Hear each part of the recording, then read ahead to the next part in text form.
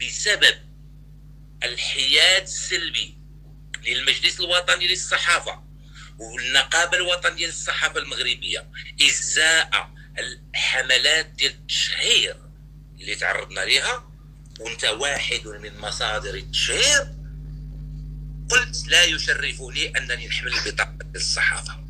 كيبقى واش انا خصني نشتغل بدون بطاقه او لا؟ هنا كيبقى التاويل ديال القانون السي حميد المهداوي. داكوغ، امتى تقول لي امتحان صفه؟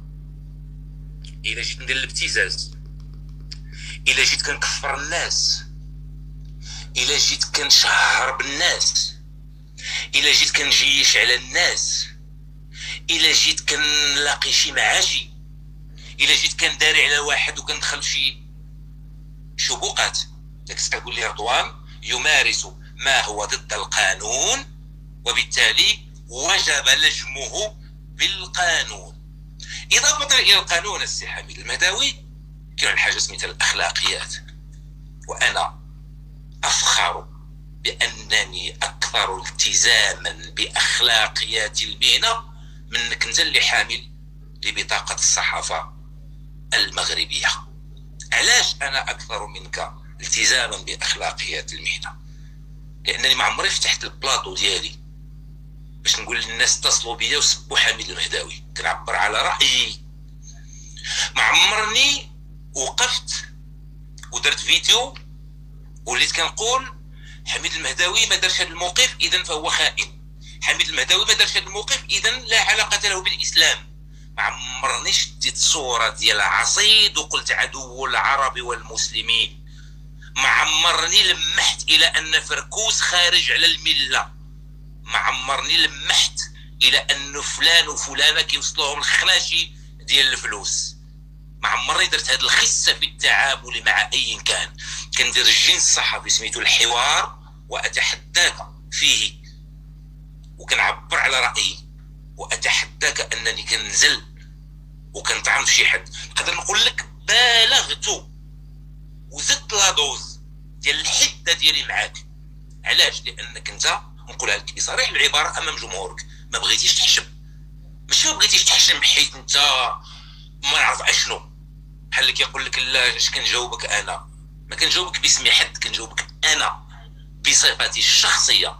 اما النظريه ديال المؤامره اللي ساكنه كحميد انت كتعرف بانه والله ما كاينه، وإلا كانت زعما أنا أتضامن معك فيها، ولكن أنا كنقول لك ما كايناش. هذاك وسواس خناس يوسوس في قلوب في صدور الناس. هادشي اللي وقع لك السي حميد. إذا الصحافة والممارسة المهنية فيها جوج ديال المستويات، فيها المستوى القانوني وفيها المستوى الأخلاقي. أنا إلا كان عندي صحفي حامل للبطاقة ديال المجلس وحامل لبطاقة النقابة وحامل لبطاقة منظمة دولية وحامل لبطاقة السماوات والأرض وما كانش كيحترم أخلاقيات المهنة وكيعض في من يعتبرون في حكم زملائه وكينهش في أعراض الناس، اسمح لي يا السي حميد، أنا كنقول لك أنت لست جديرا بلقب صحفي. علاش؟ ماشي نكاية فيك، أنا كتعرف موقفي الإنساني منك قبل أن يتحول. أنا كنكون واضح، أنا ما كنديرش، ما كنتلونش. كتكون عزيز عندي كنكون حاقد عليك. الحقد ماشي مفهوم الإساءة، الحقد ديال حقيقتك لابد أن تنكشف. أخلاقية المهنة تدهسها من المدهوسة، والمدهوسة ماشي إساءة. راه كنقول لك شويه الاستعارات في اللغه حميد، انا ما عنديش مع اللغه الجامده.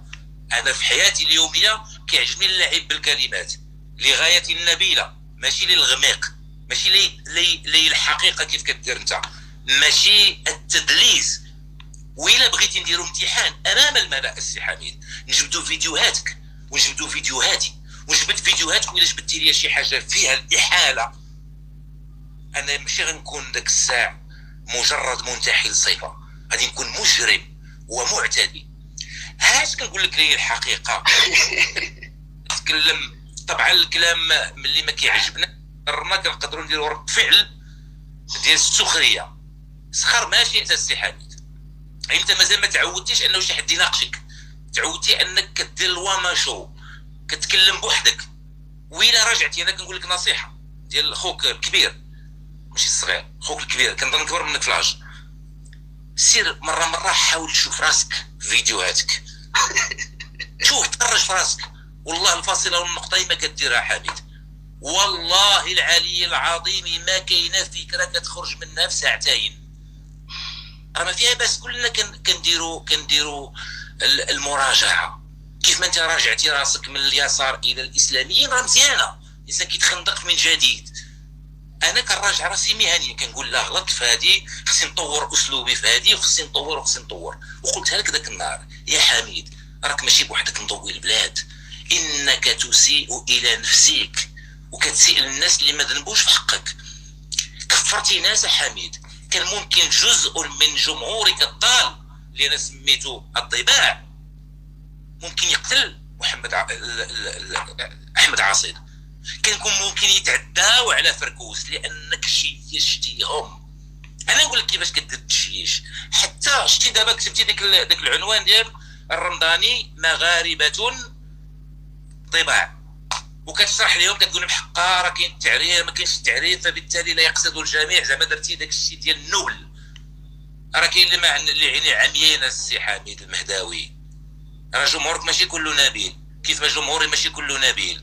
راه كاين ولا الضالين، كاين الكائنات الافتراضيه اللي كيسيئوا لكل واحد. وانت جربت مراره الناشف الاعراضي والاساءه.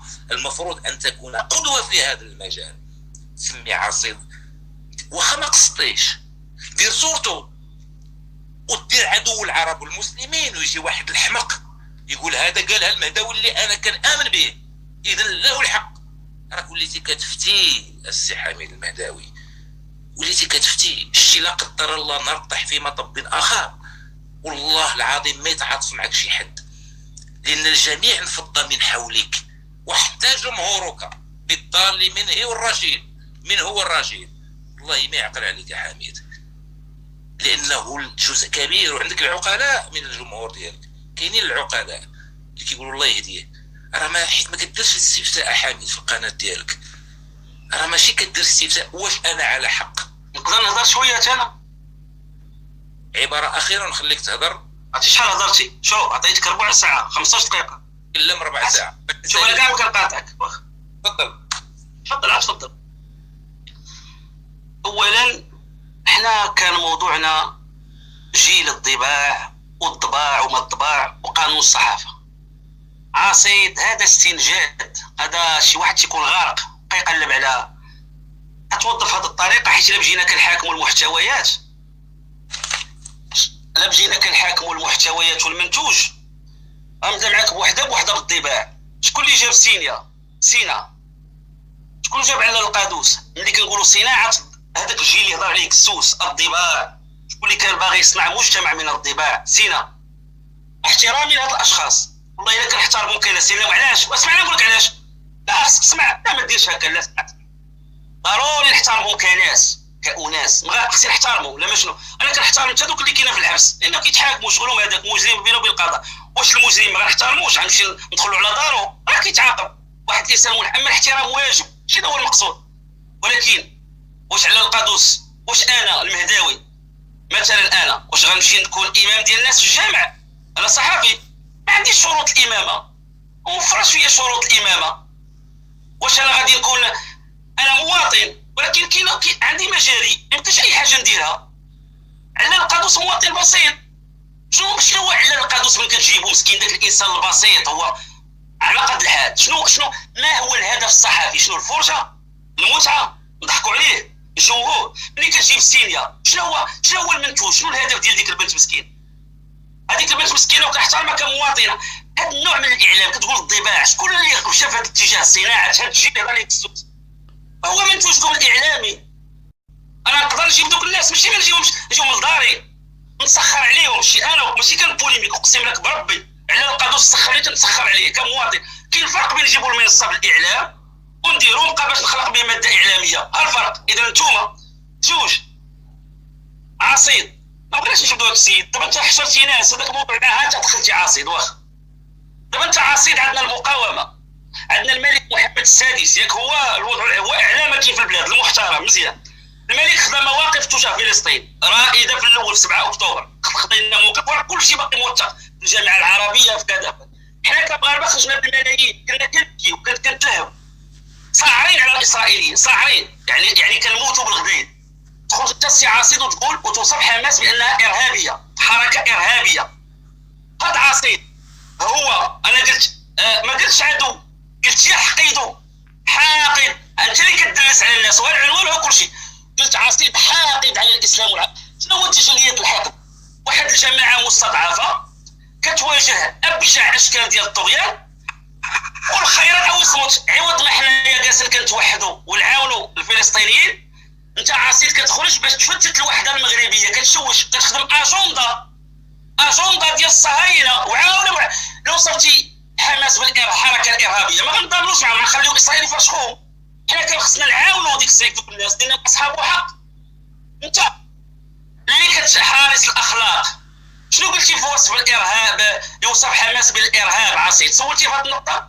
كيفاش حركه ارهابيه؟ وداكشي اللي كديرو اسرائيل شنو كتسميه؟ منين قال هذاك بن سميتو هذاك الطاهر بن جلول وصف حركه حماس بالحيوانات؟ انت كصحافي شنو قلتي؟ الحارس ديال الاخلاق. هل يحق للسيد يوصف الناس بالحيوانات؟ انا كصحافي شنو بغيتيني ندير في ديك اللحظه كمغربي؟ المغاربه كاملين خرجوا بالملايين لفائده فلسطين. انتوما اللي كتقول الاخلاق والمغاربه يحبوك، ما معنى اسرائيل جالسه كتفرش خبيله بالقرطاس وكتقتل الاطفال والمستشفيات، وتخرج انت في قناه في عز الحرب وتقول انا بوحدي اللي غنقبل التطبيع والمغاربه كامل ما يقبلوش، تتحدى مشاعر المغاربه؟ هذيك السيده كتخدم اي اجنده؟ اش من صحافه كتخدم؟ اش من مشاعر وطنيه فلسطينيه مغربيه ولا مشاعر صهيونيه؟ انا بوحدي مع التطبيع ديك اللحظه، كتجي ضد مشاعر 40 مليون مغربي. شنو كتسمى داك؟ ما معنى تقول كلنا اسرائيلي، كلنا اسرائيل؟ شنو كتعني كلنا؟ احنا بوحدنا لاسرائيل. عندنا في المغرب، في بلاد امارات المؤمنين، في بلاد اللي الملك يرأس لجنه القدس، في البلاد اللي الملك خدا مواقف شجاعه، وانتم خرجتوا بوحدكم كلنا اسرائيل، احنا معاكم. شنو بغيتوا نديروا لكم ديك اللحظه؟ اش ما ناقشوش؟ فين هي الاخلاق المهنيه؟ فين اخلاق الصحابه؟ نقطه اخرى مهمه ونعطيك تهضر، هذه مهمه بزاف. هادو اللي يفرطوا من حولنا وهذا، انا ما شفت حتى شي انفضاض. انت سيدي دير شي قناه ديالك ديال يوتيوب نشوفك انت. اولا الناس فيما مشينا التعاليق، علاش الناس ما كيسبونيش انا؟ علاش انت الساد التعاليق وانا فاتحهم؟ دائما كيقولوا الناس كيشكاو ياك انت محبوب، وعلاش انا كنفتك الناس التعاليق؟ وعلاش هاد القناه كتزاد؟ ما فهمتهاش. ياك انا مرفوض، ياك انا مبغوض، خاص القناه تسد. علاش هاد القناه؟ هذا هو الامتحان، هذا هو الاستفتاء الحقيقي، هذاك هو الاستفتاء. حنا ما كنديروش الاعراض. شنو قالوا السي